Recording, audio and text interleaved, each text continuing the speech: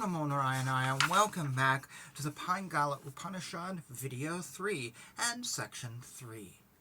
Then Pingala said to Yajnavalkya, set forth the explanation of the major texts.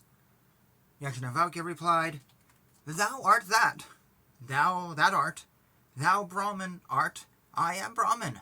One should meditate thus. The expressed sense of the word tat is the world cause, marked by otherness, having being, consciousness, and bliss as its characteristics, Maya as its adjunct, and omniscience, etc. as its features. The very same with awareness mixed up with the inner sense. The object of the I notion is the expressed meaning of Tvam, rejecting the adjuncts of the Supreme God and the Jiva, etc. Maya and avidya, the indicated sense of tat and vam, is Brahman, non-different from the inner self. Hearing is investigation into the import of propositions like that thou art and I am Brahman. Reflection is the exclusive dwelling on the content of what has been heard. Meditation is the fixing of the mind one-pointedly on the reality, made doubtless through investigation and reflection. Concentration, resembling a flame in a windless spot, is the thought whose content is solely the object meditated, exclusive of the agent and the act of meditation. Then mind's modifications referring to the self, though shooting up, remain uncognized. They are only inferred from memory. By this alone are dissolved crores of deeds accumulated in the course of beginningless transmigratory existence.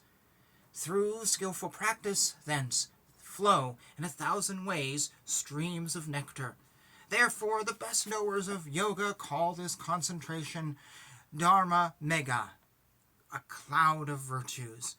When the meshes of latent impressions are entirely obliterated by the virtue of it and the accumulation of deeds, good and evil, pulled up by their roots, the proposition, whose content was earlier meditated on, generates unimpeded and immediate realization, resembling in its certitude the gooseberry in the palm of one's hand.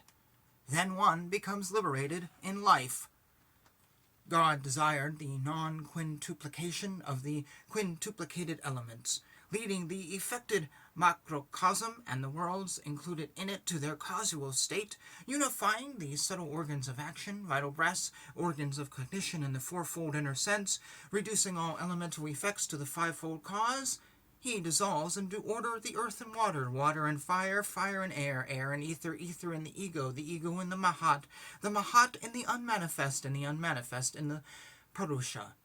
Due to the dissolution of the adjuncts, Virat, Hiranyagarbha, and God are dissolved in the Supreme Self.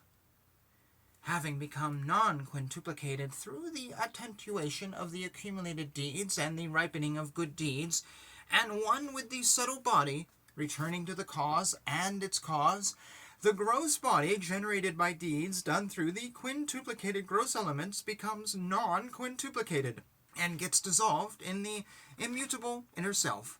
Vishva, Taijasa, and Prajna dissolve in the same due to the dissolution of their adjuncts. The macrocosm consumed in the fire of knowledge together with its causes is dissolved in the supreme Dvam. Thence, when the clouds are dispelled as the sun shines forth, the self is manifested. Meditating on the self of the size of the thumb in the center of the heart like a smokeless flame, meditate on the illuminating self in the center, immutable, immortal.